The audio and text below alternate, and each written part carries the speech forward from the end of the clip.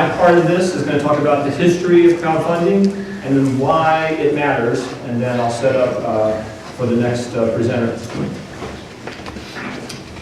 So a little bit about myself.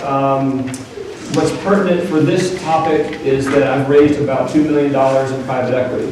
So funding is part of what I've done for my own businesses, and I have some experience in that.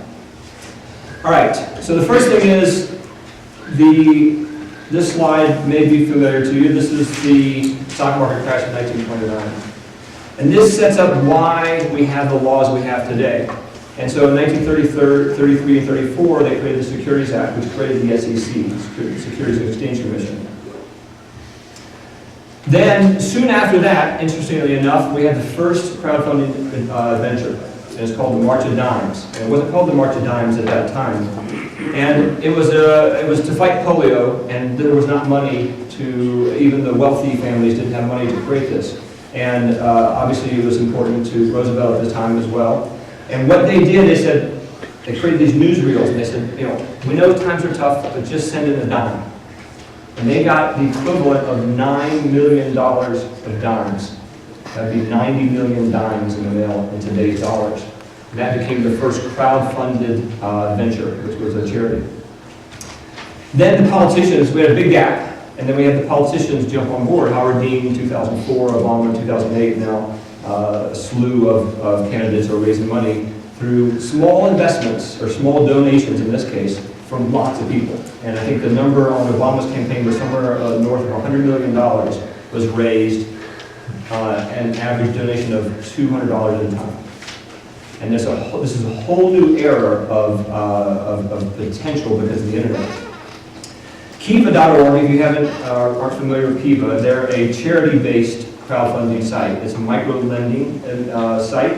And what they do is they take small investments, and then they take those loans and then send them out overseas, mostly, to other entrepreneurs to buy a GAC or something and help entrepreneurs in small towns and other countries. And they then pay the loans back, and then that's how they work. And they run through a little over $250 million of donations, and most of that money's been paid back. I believe it's north of 90% of that money's paid back. And then we have what we call today our traditional, our donation-based or a reward-based crowdfunding. And this is a project that was run on Kickstarter. It was the first, as the most successful crowdfunding event to date. So this is where we see the power of potentially generating $1 million. And this was a business. Most of the sites, most of the projects are creative, but this was a business. And the gentleman who posted this was looking for $15,000. That was his ask. And he well exceeded that from 13,612 people. So now we see again the power of people are willing to invest, basically, in businesses. Now, there's an interesting story that we ran across, and there were these two guys that were marketing experts in LA, and they decided they wanted to buy Pabst Blue Ribbon beer. Now, apparently, with the yuppies and hippies, this is a really successful brand. How many people here drink PBR? All right, so we got a few. Well, they decided, and maybe some of you would invest in this, they said, you know what, let's buy Pabst Blue Ribbon, because it was up for sale. It wasn't doing well. And they needed $300 million to do that. They put up a website and said, it was buyaBrewery.com, buyabeercompany.com. And in 7 months' time, they had commitments of $200 million. They had over almost 5 million people. The average commitment was $40. In that range, something like that. How many people in here want 5 million visitors to your website in the next 7 months? Just for that fact alone, forget about the $200 million. Now, the SEC shut it down because what they did was illegal. They didn't go to jail because they never collected the money. But just imagine the power of that. 7 months, $200 million. That's what this is about. Crowdfunding already worldwide is a big deal. There are hundreds of sites in the US, there are hundreds across the world. I think there's over 350 total. And most of these are focused on creative projects or arts. Very few are focused on equity, because in the US, which is the largest equity market in the world, you're not allowed to do that. So here's just a little bit of the stats around what is happening and what is predicted to happen. Maybe some of you will be part of that growth in terms of funding your business in the future, the next few years out. All right, we finally hit, just not under a month ago now, we hit our first $1 million equity deal. Now in the UK, the securities laws are a little more relaxed, and there's a site called Crowdcube, and there is a restaurant pub business that was looking to expand their offerings into another location. And they were offering £1 million of their securities for 10% of the company. So they had a pre-money valuation of £10 million. And in under 60 days, they raised $1 million from 143 investors. This is equity investment. You can't do this here in the US, but you can do it in the UK. And that's a problem for us, entrepreneurs that are trying to compete on this global scale. What's happened is there's a whole history about how this got to where it is. Ultimately, there's a group of very dedicated entrepreneurs who have believed in crowdfunding, and they have started the energy and the motion to now get us to where we are today. The first significant event was a group out of Washington submitted to the SEC a petition to change the law, and that was a little over a year ago. And then since then, another group came in and got a sponsor to create a bill in the House. And then H.R. 29 went into the House and was passed 407 for, 17 against. Very bipartisan support. It was also supported by the White House, and now there are 3 bills in the Senate. Now we're finding that there is opposition, and there are groups of people or businesses, organizations that don't want you to have democratic access to funding. Because the way Wall Street makes money is they take a piece of everything that they touch. In this case, they don't do that. There is a soft opposition to the bill, and their focus is around fraud. It came out literally like lightning, articles everywhere. Fraud, fraud, fraud, fraud, fraud. Now, we absolutely believe that fraud is important. We need to take reasonable, measurable steps to prevent it. However, how many of you have invested in businesses or built businesses that have failed?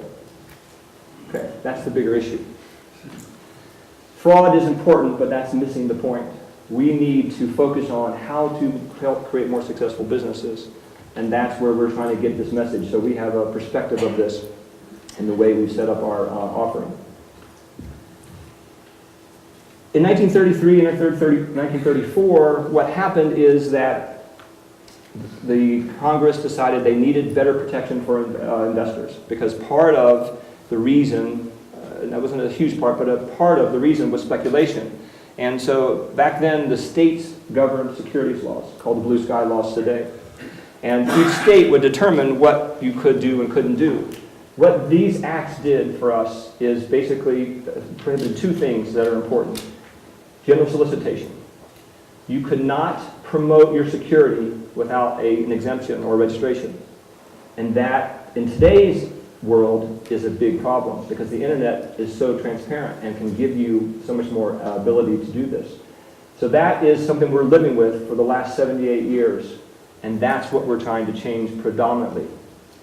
The second thing is that it limited the number of shareholders you could have, and that was to 500. And in today's, as you know, we had 5 million people wanting to buy a brewery. And that is another component that's a key component of what needs to change. There's 2 things you can do now to raise money. And I'm just going to talk about those because this sets up kind of what's legal now, what's available to you today. And then we're going to talk throughout the rest of the evening about the state and then also what crowdfunding is. So private placements, in case you aren't familiar with them, there are 3 private placement options right now. With all these options, the Reg D, 504, 505, and 506, it's just a degree of how much money you can raise and who can invest. You can't generally solicit, regardless. It's only a known relationship, a pre-existing relationship. So right now, I couldn't even say, Vim Funding is raising $1 million, and we're offering $1 a share, on this pre-money valuation. That would be general soliciting, because I don't have a pre-existing relationship with each of you yet. Now, if I went through and met every one of you and shook your hand, and some of you I know, of course, then I could then get up in front of you and say that. It's very important to understand this, because this is the key determinant of what the law is going to bring.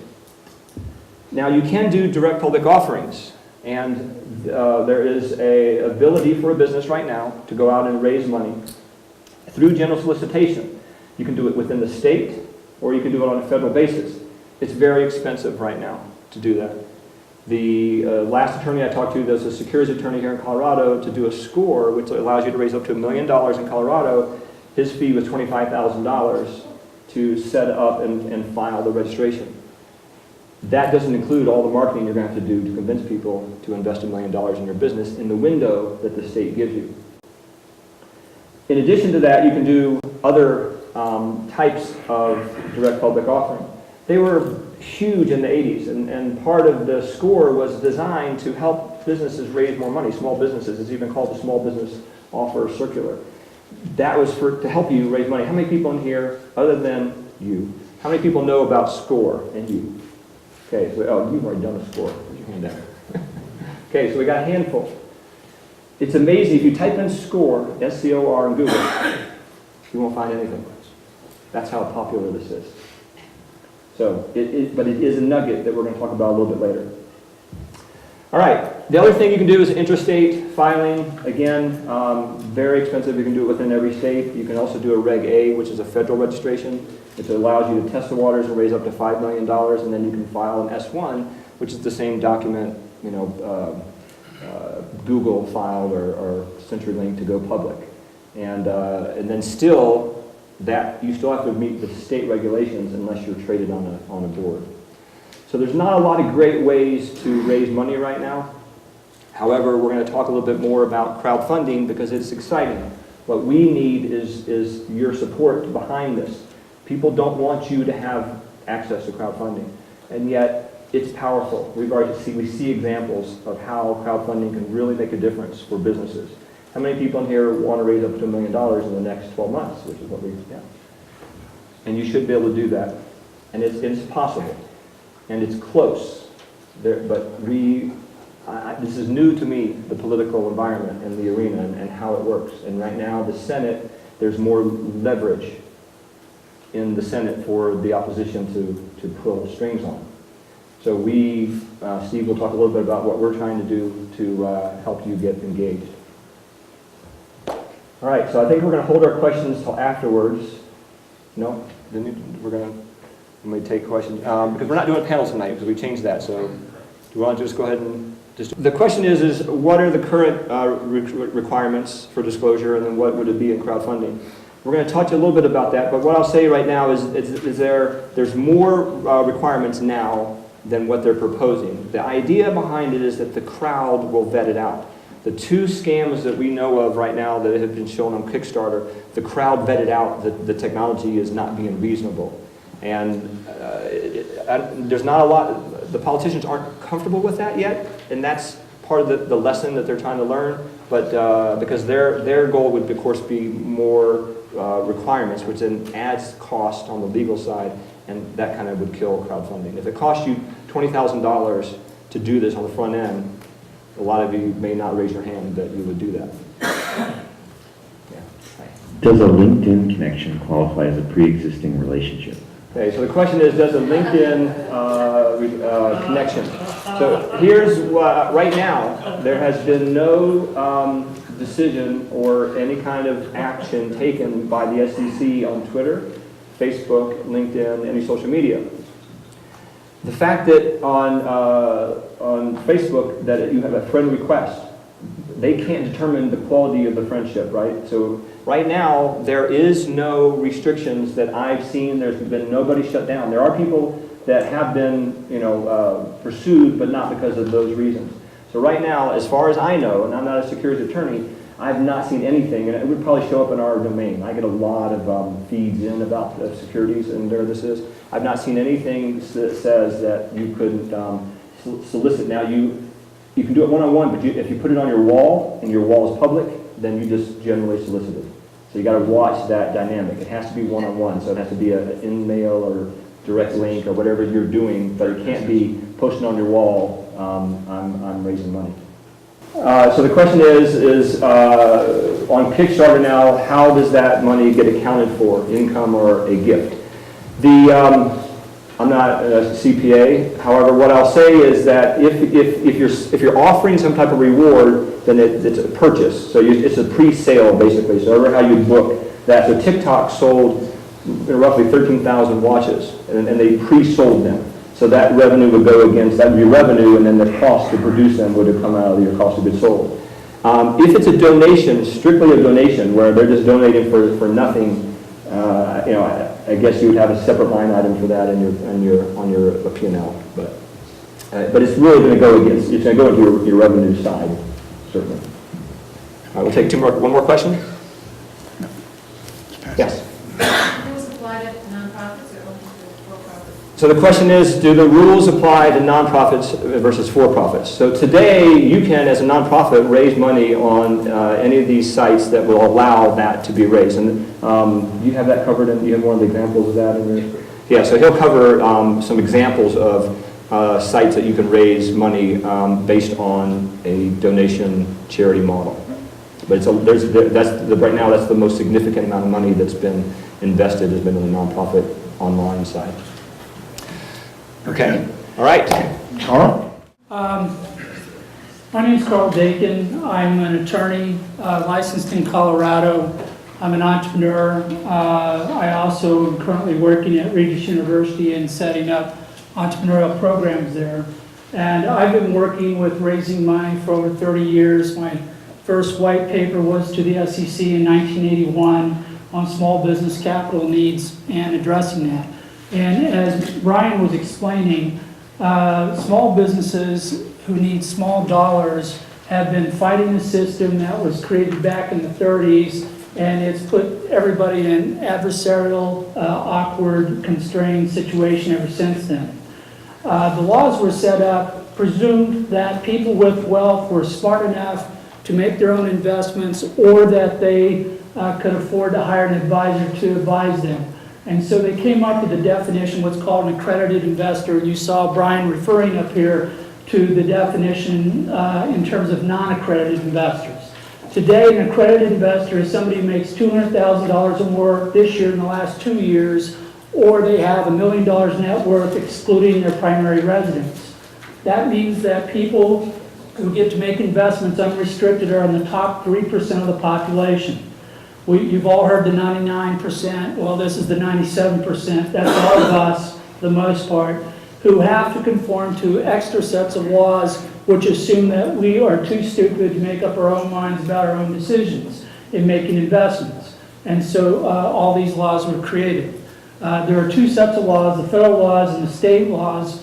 I'm going to talk primarily about the state here in Colorado and what you can and cannot do. And I have a handout here, which if you would pass that back this way and this way, and I'll keep one for myself. Now, this is a test. If I don't have enough of these and you want a copy of this, the information you need to get a copy is on the paper. Everybody get that? Okay, just checking. Okay, you guys can all invest because you've passed one of those primary tests. But what I tried to do is break out a number of the primary factors that you look at when you're considering different types of investment. And as I said, one of the key ones has to do with non-accredited and accredited investors. As a general rule, on private offerings, non-public offerings, you're limited to 35 non-accredited individuals. So if you're trying to raise small dollars by going to a large number of people, you very quickly are going to come up against this cap at 35 non-accredited, and you're not allowed to cross that for a 12-month period of time. You can go back again next year and do it again, but you're limited at the 35. So when you're out there, as a necessity, you're trying to raise money, you're looking for people with lots of money because you want fewer investors making these investments. If you look through the different types of federal Reg D or private offerings or state offerings, you're looking at this 35 limit all the time. Then you get into the question of how many investors can you have. Well, if 35 is the maximum non-accredited that you can have, there still is another number for private offerings on total investors. And the general rule is 500 because the SEC has determined that if you have over 500 investors, then you should be a public company and you're required to report and act like a public company. And last year, Facebook was getting into trouble because Second Market was selling private stock, breaking it apart, reselling it, and they were approaching their 500 limit, and they were going to become a public company involuntarily, and they didn't want to go there. So when you're out there raising money right now today, you still have this cap of 500 out there, which is a constraint on you if you're going to go with accredited investors or you're trying to do one of these limited types of offerings. Then we get into the maximum dollars raised. Now, right now, the most common forms of offering are going to cap out around $1 million. It's the most money you can raise in an offering. There are certain forms in federal law that allow you to be unlimited. It's called a 506, which is primarily aimed at accredited investors. Here in Colorado, a light registration caps out at $1 million. So as you're raising your money, you're looking at your time frame, you're looking at who can I get money from, how many people can I have, do they fit into the different categories, how much money can I raise? And this is all going into your strategy. Then we get into other restrictions, and we have both the federal law and the state law. I'm going to focus on the state aspect. When we talk about raising money in the state of Colorado, only in the state of Colorado, it's called an intrastate offering. Not interstate, multiple state, but single state, the state only. That means that the buyers of your securities have to be Colorado citizens. If you get an investor who comes to you who's your cousin from Michigan or your buddy from California, they cannot invest in an intrastate offering because then it becomes under the jurisdiction of the Securities and Exchange Commission. Their rules apply, not the state of Colorado. So as you're trying to figure out how to raise money, one of the things you're going to look at is where do your investors come from. You can do a multi-state offering. You can file the form with the Securities and Exchange Commission called a Reg D form. It's free, it's cheap, you can file it online, but you then have to go to every state where you're raising money from these people, and you have to file in that individual state. You have to file the forms there, you have to pay the fees there, and it gets harder, more complex, and more expensive to do that. But here in Colorado, you can have 20 investors, and if they're all from the state of Colorado, you don't have to do anything within the state. It's called a simple private Colorado offering. If you go over 20, then you're going to have to file with the state. You have to pay them a fee. I believe it's $75 at this time for a state private offering. And they typically will want you to file some information with them, but it's very simple. It's not a big deal. Because they're not going to review your materials to see if they're true, if they're complete, if you've conformed with the law. They simply want to know where to find you if somebody complains so they can send the investigators after you. It's called a notice filing. That's its sole purpose. Now, one of the things that I've learned recently, which was a bit to my surprise, is that Colorado took the federal score that Brian was talking about, and they created two state versions of this. One is called a full registration, one's called a light registration.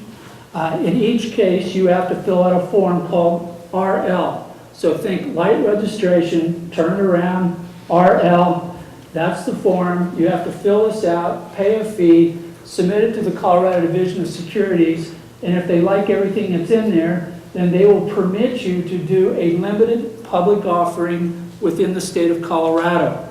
Now, limited offering means that you can go to a general solicitation, as Brian was saying. I could go talk to people who I didn't know, who weren't in my networks, and I can tell them I'm doing this offering, okay?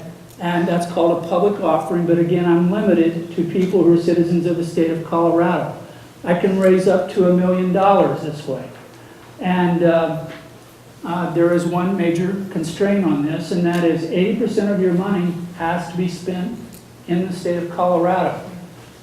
So if you want to go to another state and spend more than 20% of the money you raise, you're going to be outside the rules. So we're looking at this limited registration. Now, Brian's correct. If you hire an attorney to do this, I would expect $20,000 is at the light end of what you would pay an attorney to fill out these forms, to walk them into the Commissioner of Security's office, listen to the feedback, answer any questions for change or amendment to that, go back and forth how many ever times it takes until they say this is okay, and then you can go out and raise your money. I've had a number of quotes that easily got that closer to $50,000 to do this, and when you're trying to raise $1 million, that's starting to eat up make your cost money higher and higher. However, the application itself is almost, to the average person, is beyond comprehension. It's not that it's truly hard, it's just not comprehensible. Okay? And I'm trying to make a distinction there because I went through the forum with Commissioner Security just last week, and we were working through every single question, and they're all rational questions. They're just asked in words that you and I would never use, and in fact, even most lawyers would never use, to try to determine whether or not one of the people who's a principal is a crook, whether or not you filed bankruptcy recently, whether or not there's a risk that is so important to this that you need to put it on paper and tell your investor about it. So you go through the questions at the end of this long questionnaire. It's really not that hard if you simply can understand all the questions. So we were talking with the Commissioner of Securities about putting together an educational program that would help make this understandable, usable, and simpler to use. And it looks like we're probably going to get there. And if we do, then the crowdfunding that we've been talking about today could also be done on the state level and wouldn't be limited necessarily to just the federal level within the constraints that I said. There would no longer be a limit on non-accredited investors. You could have up to as many people as you want to invest. There actually isn't even a 500 limit within the state. You can raise $1 million. 80% of the money has to be spent in the state. And all of your documents and all your advertisements have to be approved in advance by the Commissioner of Securities. Done correctly, again, it's work, not impossible. It's going to take some time to put the information together, but all quite doable by any of you that want to do this. It's something that all of you may want to consider doing while you're looking at the alternative. But if the crowdfunding bill goes through at the federal level, which Steve's going to talk about here in a little bit, you may find it's a better choice because for the same amount of work, same amount of cost, same difficulty, you're not limited just to the state of Colorado. You have a choice of reaching out to your network in other states. And this is where a lot of the securities laws have been problematic because if you go from the state to the federal law, for the same difficulty, you have a broader audience, more investor potential, and it's not necessarily really any more complex or any more costly to do that. Certain situations here in Colorado, particular community-based, where you're already working on a project that may be your backyard, your hometown, rural community, you may find the Colorado one is superior for what you want to do. If you're trying to do something that requires that you reach out or you're looking more for your consumers of your products or services to be part and parcel of your network, you're probably going to want to reach out at the federal level and look that way. Before I get done talking here, one of the points I want to make is I have worked with companies who have had lots of investors. And have any of you ever been to a daycare center or been in a nursery school? Okay. The tendency of investors is to call you as often as they think they need to make sure that they didn't miss out on a piece of information. If you have 500 investors who are trying to reach you every day, you have no time to do anything else. If they even try to call you once a month, which seems almost reasonable for an investor to check in once a month, you still have no time left over to do that. When you get into crowdfunding and you start doing small dollar raises, you're going to have to be very strict in engaging your investors in an information control system so that you can do your work and they still get the information that they want to have and be comfortable about that. And you want to have that well thought out, well planned out in advance, because anytime you talk to an investor, it constitutes a disclosure under the law.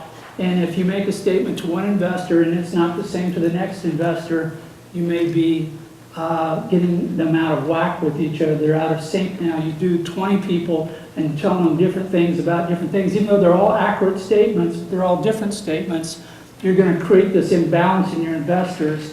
And so you're going to want to make sure you're putting out a consistent single statement to all your investors all the time so that they're all working from the same page, singing from the same song, and everybody's copacetic about that.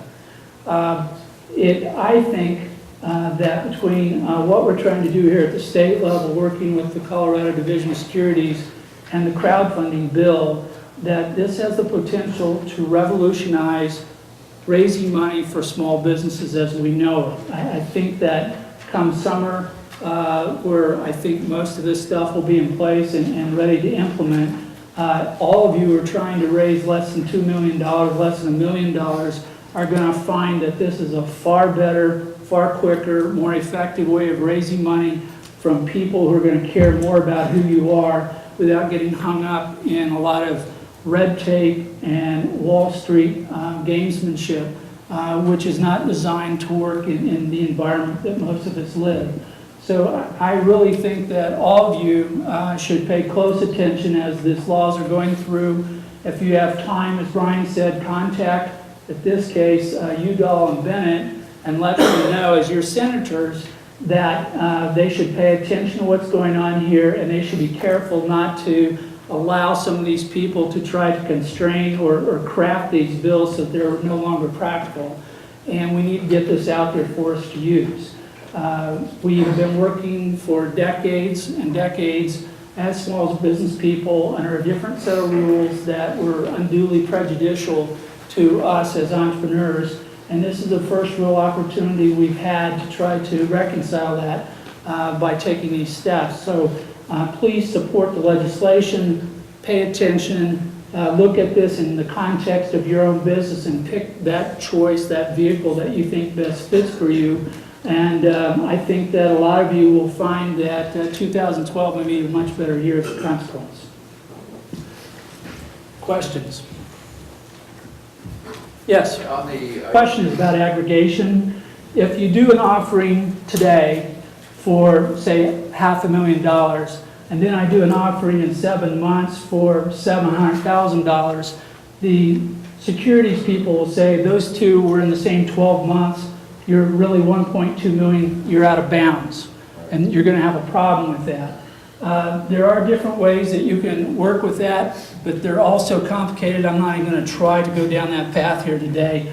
And I'll tell you that it's really sad, but just reviewing even the SEC website, which is supposed to be there to help us understand what's going on, is so massively confusing and contradictory, it boggles the imagination that people could even put these words on paper and intend for them to do you any good. But that's just a side opinion of mine. You don't have will there be an integration rule on crowdfunding based on a House bill? They don't know at the current time. The way the bill was crafted, there are so many words there, and they're going to hand it off to the SEC and give them 90 days to promulgate rules, which means clarify or restrict, if you interpret that correctly. Until we see that, we don't know what they're going to do. Other questions? Yes. The question is, could you do a light registration now and a crowdfunding later in the year? And as I read the rule right now, I think you're still going to get into this question of aggregation. If you go out 12 months, I don't think you're going to get into that problem under either the federal or state law. There is still the possibility you may be able to do different types of offering and get around the limitation. But as I said, it becomes much more complex. Other questions? Okay, I'll turn it over to Steve. All right, how's the volume? Everybody hear me? All right, excellent. I'll give this just a second to warm up while I introduce myself. Hi, I'm Steve Reeser. Fairly new to Boulder. I know a few of you, but not enough of you yet. Looking forward to meeting a lot more of you guys. I spent about the last 11 years in Raleigh working on an educational technology company. Exited that in May and came out here to start the next thing. And I'll talk a little bit about that at the end, actually. So we saw this graphic earlier. It's just it's interesting to note a few numbers about crowdfunding worldwide. So first of all, as Brian mentioned, there are about 350 sites. These are actually platforms out there right now doing crowdfunding of various types. About 50% of that is creative in nature, about 35% is social, donations, et cetera, and about 16% of that is focused on business opportunities.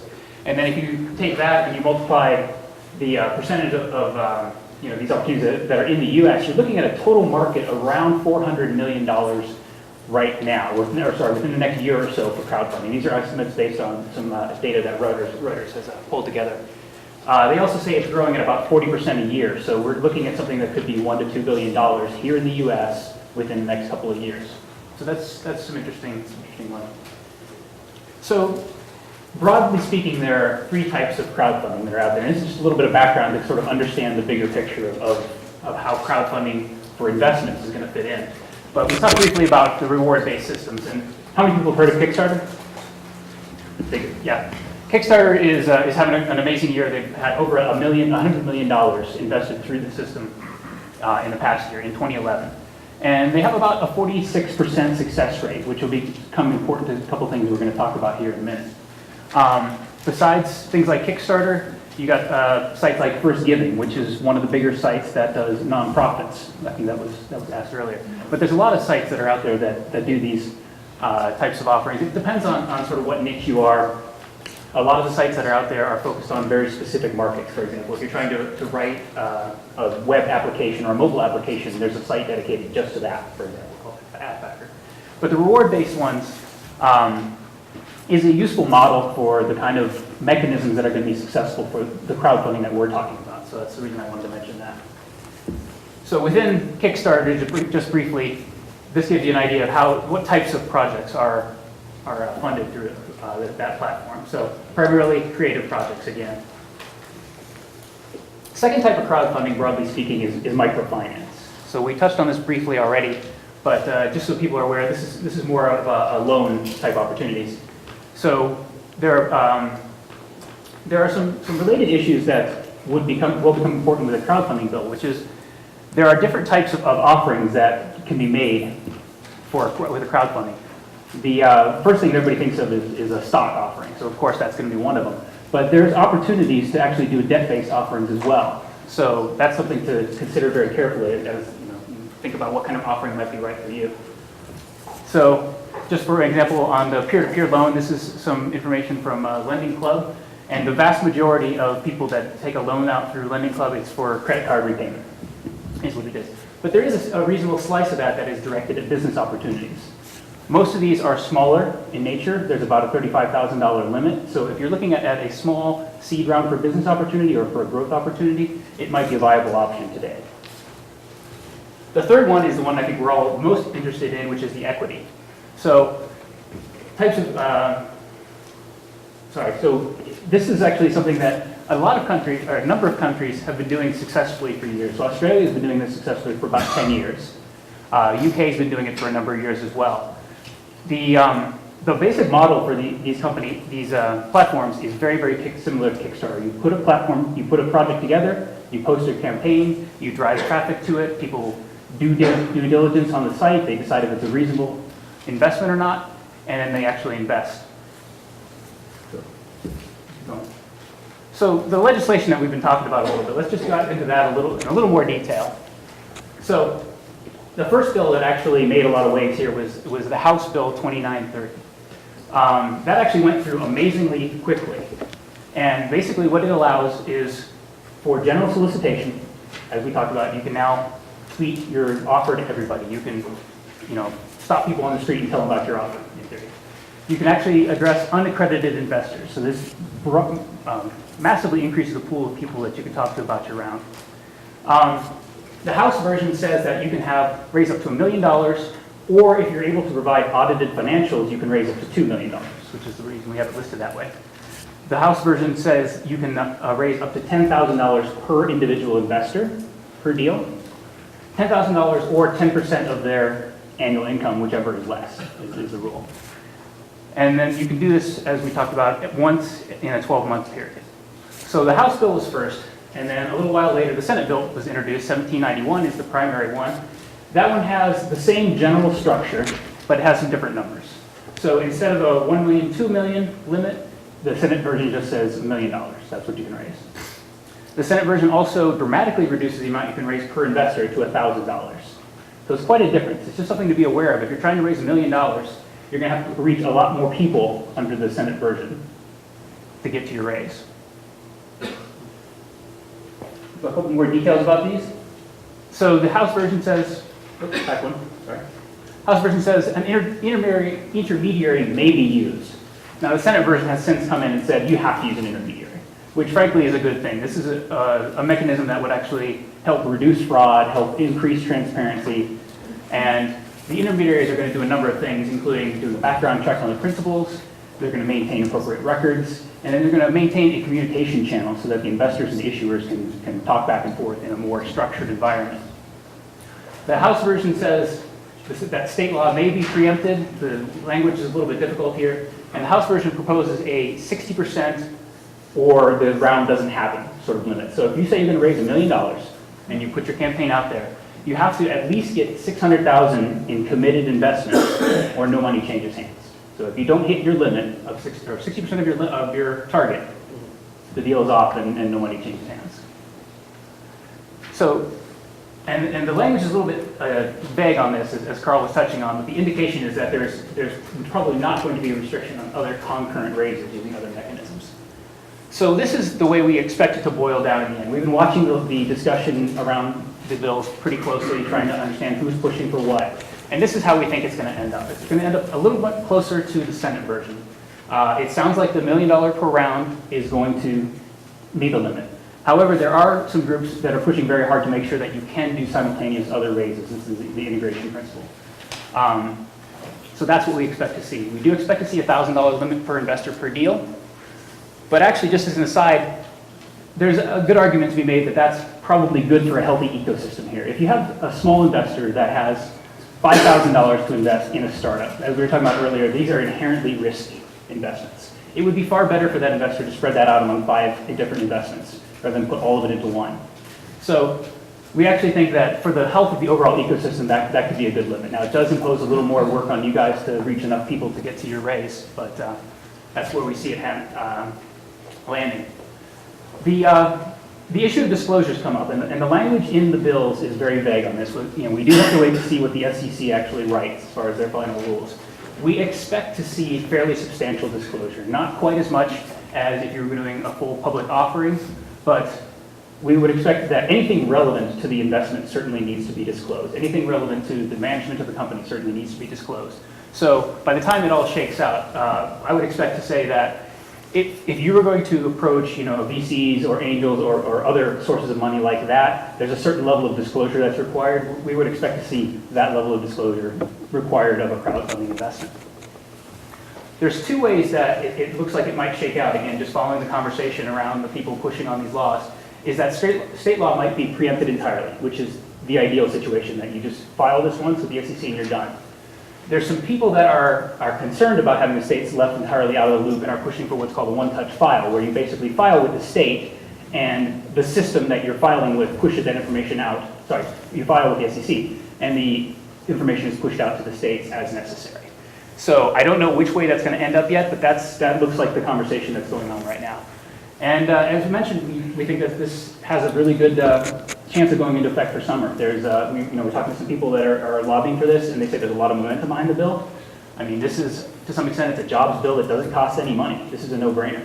So the only question really is how long does it take to come, and exactly what do the rules look like when they go into effect. But we do see a lot of momentum for this one. And we do see that by the time this comes out, that the intermediary will be required. These will be licensed intermediaries, and this should provide a level of transparency and security to sort of the whole ecosystem. So what does an intermediary do? First of all, there's going to be a lot of them. I mean, we talked about there's already 350 platforms that are doing crowdfunding of various types worldwide now. There's a lot of people watching this space. There's a lot of people eager to help entrepreneurs raise money this way. So there's going to be a lot of platforms as soon as this law passes. So what do the good ones do? So, a lot of people jump into the space. Some of them will know what they're doing. Some of them won't know what they're doing. The good ones, we're going to look for a lot of issuer and investor education. This is a whole new world, and you need to help people through this mechanism. The law actually, the bills that we're talking about actually do specify a certain minimum level of investor education and actually testing. You have to prove that you're sophisticated enough to understand the form, basically. So rich campaign creation and execution tools, that's sort of a no-brainer, but the whole point of crowdfunding and why it's right now is that we're in the internet age, and it gives you the opportunity to really pull together some compelling material and put together the videos, the financials, you can have demos, you can have a lot of things like that, and then tap into all of the power of social media to put the word out to manage your campaign, to drive your campaign. So that's something that these platforms will help you provide, whereas if you were trying to do a crowdfunding round entirely on your own, you might not have the ability to do some of these. The good ones should have flexible offerings. So I touched on that very briefly, but there's common stock that you could do. There's other types of rewards-based models you could do. You could consider a hybrid offer. So suppose, and I know we're mainly doing startups here in this room, but suppose you're at a coffee shop and you're looking to open a second location. That actually could be perfect for something like you get stock in the company and you get a 5% off for life card. So a hybrid rewards investment model. So you want to look for that kind of flexibility. The standards on documentation, the other thing that we see coming and that good sites will do well is to help you go through a raise like this more effectively. So the education up front, but then also there's no reason to create these documents from scratch every single time if you're doing an investment crowdfunding round. So we'd expect to see that. And then definitely the post-campaign communication is going to be key, as Carl touched on. If you're managing hundreds of investors, you need the platform to help you do that. So we've touched on this already, but the legislative process is not finished. So I talked about Senate Bill 1791. This is not a typo, actually. There's another one, 1790, that was introduced recently, which is even more unfriendly, actually, to entrepreneurs. It imposes additional restrictions on the amount you can raise, and it puts in personal liability for the issuers, all the principles of the issuer. We don't want it to go that way, frankly. We want it to be as close to the House version as possible. So really, this is a perfect opportunity to make your voice heard. There are not enough people actually emailing and calling your representatives and saying, hey, this is good for entrepreneurs and this is why. We have a petition up on our website to support this exemption. If you are interested in contacting your rep, I have a position statement that I can share with you that you can pass on verbatim or just share those parts you strongly agree with. But let's get the message out and help craft this final legislation. Because the opportunity is enormous here. We just need to make sure it lands properly. So crowdfunding, couple of thoughts about the actual mechanisms of crowdfunding. So we talked about this very briefly, the TikTok model. Unless you have the coolest idea in the world, or you have the ability to put up rewards like dates with supermodels, right? You can't just put your campaign up on a platform like this and expect the money to rain down. It's a little more work than that. That's okay. We're entrepreneurs, right? We do this. So really, 1, 2, 3. Whoops. Anyway, really, you want to think of this in kind of phases. It takes a certain amount of time to get the planning together for a project and then go to the next stage. You want to really get familiar with, or think through what type of offering might be best for you. So a lot of you guys, if the equity stock option is going to be ideal for you. But I would say, don't discount thinking through some of the other opportunities, or maybe doing a hybrid model, like the rewards model. So you have to think about what is an appropriate model for you? What aligns the interests of investors and you as issuers? Because you want to make sure that they have a good result in the end as well, so that keeps the money flowing. Creating your campaign is really all about telling a story, right? People like to invest in ideas, in stories, in people, right? The numbers are important too, but really take the time to think about your messaging. Why would people get excited about what you're doing? Why should they get on board? So definitely take the time to create a project website. There's these intermediaries that are going to help. You can use these platforms, but it really behooves you to take the extra step and on your website, or to create one from scratch, create some place where you can send people and they can see what you're doing and they can see why this is exciting. And definitely, just a couple of tips, but review your campaign with a trusted advisor. But the video is very, very key to these. And we really want to stress that people like to invest in the people and the excitement. If you can engage somebody in your video, you have a much, much better chance of success for one of these campaigns. So getting the word out. So again, you can't just put these things up there and expect the money to rain down. It's really a matter of building up some momentum, building up some buzz for what you're doing, for your project, getting the word out. The vast majority of projects that are successful on Kickstarter, for example, the first 30% or so of the raise comes from friends and family, from immediate network, from people they're able to reach out and touch. It's kind of like the first person on the dance floor. You gotta get that thing going, and then once enough people start to go, then it hits a tipping point, and then strangers sort of pile on, and oh, that's an exciting project, and they get involved. But really, a lot of the initial raise is going to be on you guys. It's going to be on getting the word out. So a couple of tips about that. I mean, so these are based on some studies of what works well and what doesn't work as well on sites like Kickstarter, Indiegogo, etc. But frequent communication. Definitely think outside the box. If you have a real-world location that you can, put something up to talk about your campaign, absolutely do it. And this is a trick that a few people have used very successfully. Think really carefully about who's your target for a raise. It's not just anybody with money. I mean, there's specific types of people who are going to be more interested in what you're doing. Who are the 2 or 3 that you sort of know that you can get intro to that are going to be the most just perfect fit for what you're doing? Engage them before you actually launch the campaign. Having a couple other people out there helping you spread the word vastly increases your chance of success. So again, these are things that we've culled from studies of what works, what doesn't on these kind of sites. Okay? And then, driving your campaign. Again, it's an active thing. This is going to take a certain amount of time. Raising money is a full-time job that you have to do in addition to your full-time job. This is not that dissimilar. So take every opportunity as the campaign is going on to share success, to share momentum, to share traction, to say thank you, to really keep people engaged. If appropriate, go ahead and actually, when you hit a particular milestone, first of all, share that, but if appropriate, if you're doing a rewards-based system, increase your rewards if you're able to do that. You could do things like this to really get people engaged and keep them going. And the last thing is just to be active on these campaigns. If somebody asks you a question, try to respond, as soon as you can to really just keep that excitement, keep that engagement going. So those are some general mechanisms that apply for a crowdfunding raise. And the reason we wanted to go over those is because the same mechanisms that work well on a Kickstarter campaign really apply here, right? It's up to you to craft the message, to get the word out, to get the excitement going, and to get people engaged with your campaign. So a couple of things just to sum up real quickly. Why would you perhaps not do a crowdfunding raise? It does take a lot of time and energy, and to be successful, especially at the investing level of crowdfunding, you do have to put a lot of information out there in public. So, just a couple of cons to be aware of. But as far as we can tell, the pros far outweigh the cons here. So beyond just getting money in the door, which is nice, you have fantastic brand exposure. You now have hundreds or thousands of people who have seen what you're doing. And some of those people are going to be excited about it. Some of those people will turn into loyal customers, fans of yours. You never know. You can find a teammate that way. You can find a contact that becomes important for expanding your business later. If you're going to use this to raise $500,000 or $1 million now, and then in 2 years you're going to need to do a much larger raise, you potentially have some follow-on investors in the mix as well.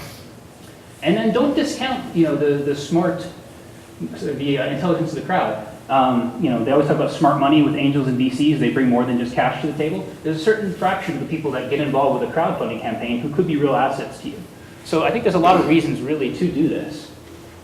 And how do you do it? So the models that are available today, basically, so I didn't actually mention nonprofits. If you are a nonprofit, you can do a donation-based model, no problems. You could do a rewards-based offering right away. It's not right for every kind of business, but think it through. There may be some creative ways you could apply that. Coming this summer, we're talking about the investment-based crowdfunding, raising up to $1 million, $1,000 per investors, solicitation widely, and then this Colorado score. You see, those two look very, very similar. I mean, that's really one of the key points we wanted to kind of hit today, is that this Colorado score filing, it's practically crowdfunding. I mean, the differences between them are very slight. So the same mechanisms that will apply, and this is something you can do today. So real briefly, I just wanted to mention DIM Funding. This is a company that I'm starting right now, and we are looking for some companies that are interested in going through a Colorado score. We're going to help you through it, and we'll learn something from each other, and we're going to be doing a crowdfunding round of ourselves, of our own pretty soon. And if you want to stay up to date on the crowdfunding stuff, we have a newsletter and follow us on our website. We'll do our best to learn everything we can about the crowdfunding as it progresses and share what we learn for you guys. So if you are interested in doing a score and like to talk about it a little bit, just shoot me an email and we'll talk. So, crowdfunding, Bill, questions? Hi, I'm Roger Jones, CEO of Liberty Media, and I have a question for you on the 60% closure before you can get the money. Yes. What are the other details around that? Can you raise a very small amount, just do that every month, or, because if you set up $1 million fund, it could take a while to get to the 600,000. So what I'd much rather do is bootstrap with smaller amounts of money over time so I can operate. Right. Are there any rules and details about that? Well, the details are a little bit unclear. We have to wait for the SEC rules on that. However, as written, the bills indicate that you can raise a total of $1 million in a 12-month period. There is no language that precludes you from doing several small raises. So you would have to manage them as separate campaigns and drive them forward, so there's some work involved. But as far as I can tell, it seems like a perfectly viable option legally.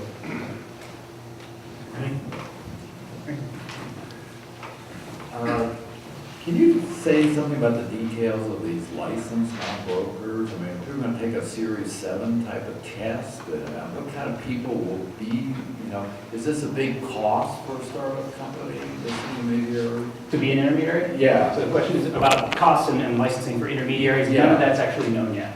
Sorry. No.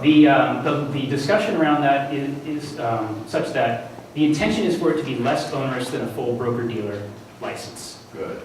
That's the intention. We'll see what happens. Yeah, okay. My own comment is I think that we'll also see lobbying from the investment banking community to make it as strict as possible so they can keep control of it.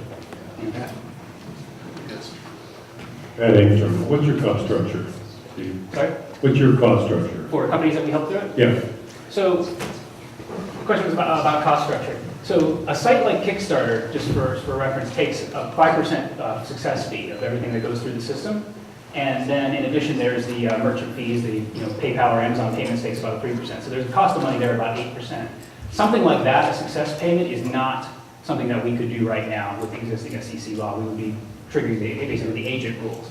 So basically, at this point, we are looking at like a consulting type arrangement, and then a monthly access fee to the website. So the cost structure, we're still working on it, but it should be actually very affordable.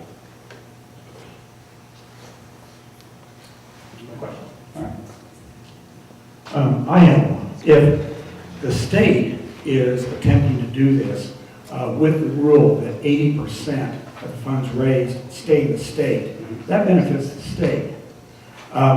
My question is, on the federal level, will anything, if the SEC comes out and passes this first with the House and the Senate coming along, does that supersede anything that the state of Colorado can do? Because I would think the state of Colorado would want to make it easier for people to do it here because 80% stays.